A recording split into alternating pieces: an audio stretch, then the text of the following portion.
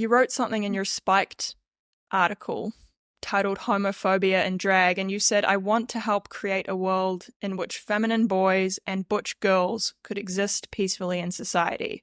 A world in which gender non-conforming people were accepted as a natural variation of their own sex.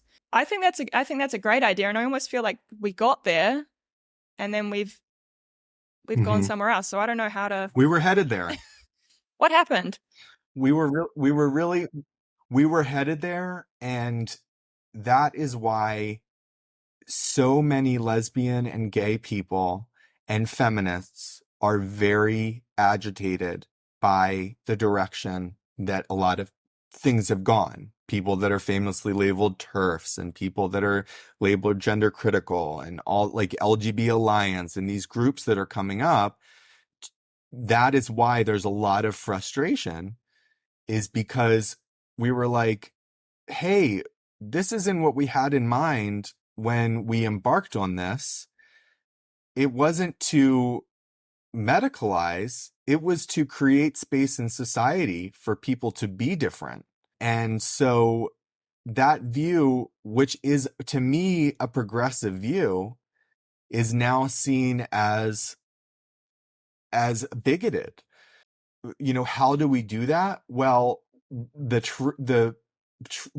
truth about the reality of medical transition, about the experimental nature of it, about the difficulties that people who medically transition face, about all of it needs to come out for the betterment, not just of gender nonconforming people and gay and lesbian people, but for trans people as well, because people who decide to medically transition in adulthood deserve informed consent and the best type of care as well.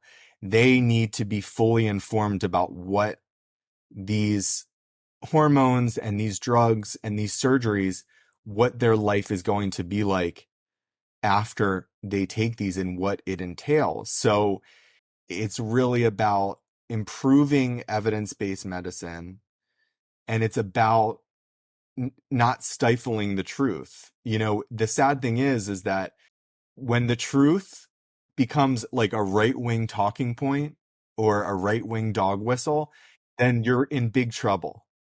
And that's where we are now.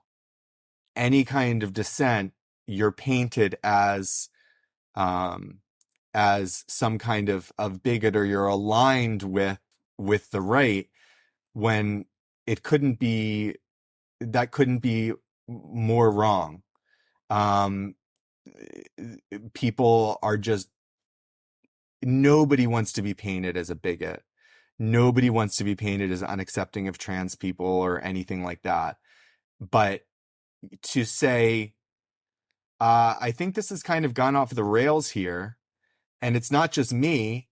I'm getting that information from clinicians, from Dr. Laura Edwards-Leeper, who brought the Dutch protocol to the US in 2007, from Dr. Erica Anderson, who's a transgender clinical psychologist and the former president of USPATH, saying this has gone off the rails, that there's, you know, when you say, hey, I don't know if there's really a lot of legitimacy to feeding kids puberty blockers who are gender nonconforming and stunting their development, when puberty might be the remedy that they need to get comfortable with their bodies, that shouldn't be a controversial view. It's not a controversial view. And in 5, 10 years, 15 years, we will look back and we will recognize this for in a lot of ways, the medical scandal that it is. And so the politicization of it, of making it a left versus right thing, has probably wreaked the most havoc, more than anything else, more than nefarious clinicians, because I don't even think a lot of the clinicians are nefarious in their purposes, or even drug companies who are looking for profit. That is a part of it. But I think that more than anything, it's the politicization and of the labeling of certain contentions or dissent about it as either right wing or left wing. I think that is probably hurting more people more than anything else.